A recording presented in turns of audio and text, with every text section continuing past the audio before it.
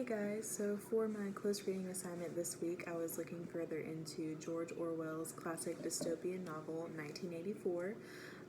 You all are probably familiar with it. I know a lot of us read it in high school or for college classes as well.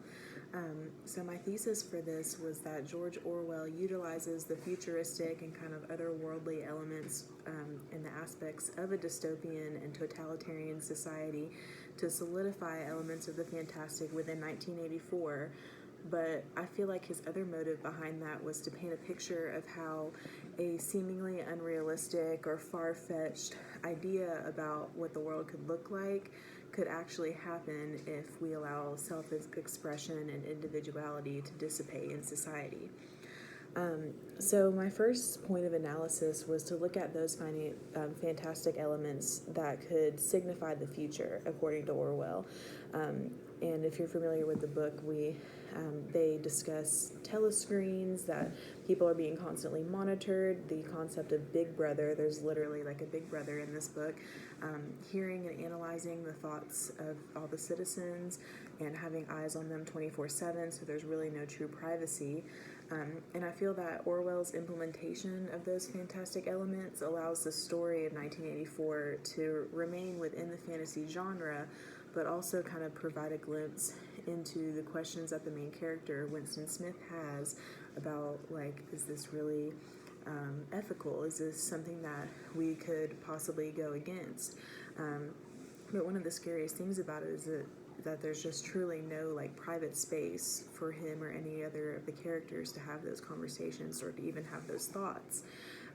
So that's kind of as far as that has gone in the society of 1984 is what is truly probably the scariest thing about it, and what kind of makes it a fantastic world that we can't really imagine, but there are elements within it that seemingly the world could go that way if things were to take a turn. One of those examples is universal language, which is known as newspeak in the book itself, that the government has mandated that people use these shortened forms of speaking.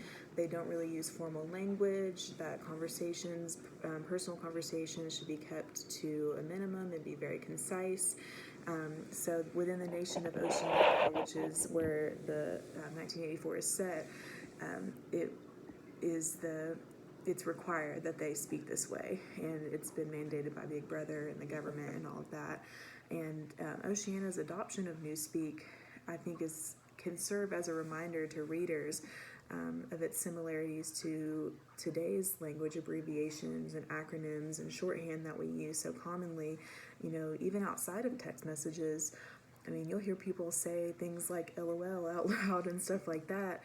And, back 50 years ago, or even, not even that long ago, those kinds of elements wouldn't have been understood.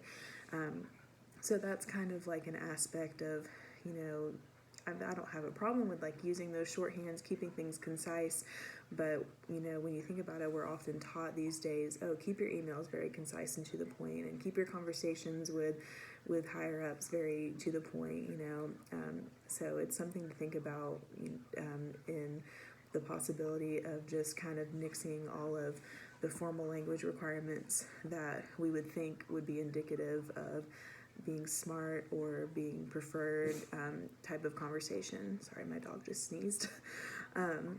And my next body paragraph, I really went into the concept of thought crime, which was known as any kind of rebellious or questioning thought, not even statement said out loud, but just a thought that somebody in Oceania could have had against the government. And this was considered to be the most dangerous form of criminal activity in Oceania in the book of 1984.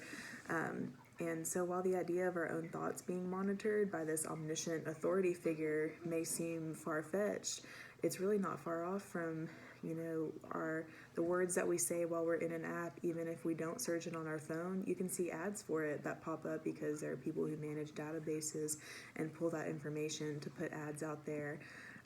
So yeah, all in all, I mean, 1984 is accepted as a work of fantasy, but I think Orwell's main goal with it, was to kind of allow it to be serve as a warning for what a totalitarian society